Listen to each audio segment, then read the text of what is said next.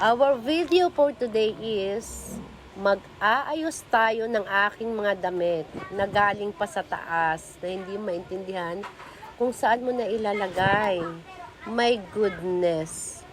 Ayun kasi yung mga panghada ko, hindi na nga makahada ngayon sa dami ng apo. Ayan yung panganay kong apo. Nahingi sigurong kwarta. Siguro talaga.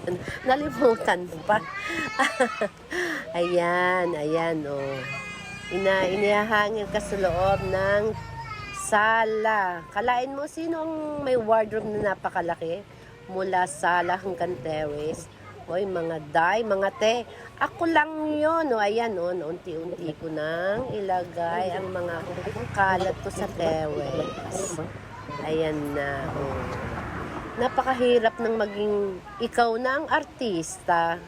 Ikaw na ang photographer. Ikaw na ang director. Abay, ikaw na lahat. Eh, mag-isa ka lang ba naman? Yung mga knockout, o apo ko, ayan, o, ebidensya, tulog na tulog.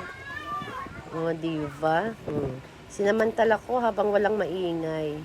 Pero habang ako'y ngayon, ayun, napakaingay ng aking mga apo kung naririnig nyo sila ngayon.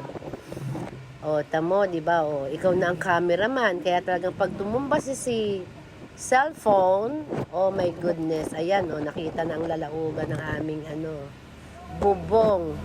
Ayan, oh, yan yung mga nilaban ko.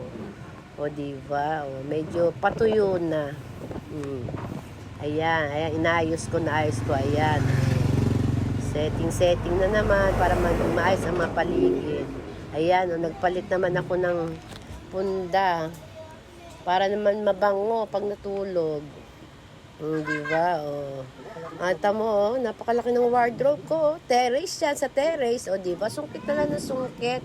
O, ayan, ako mamaya, pag natuyo na yung aking, ang bango na para matulog. Bagong punda. O, paano? Nakita niyo wardrobe niyan? Ako lang yan.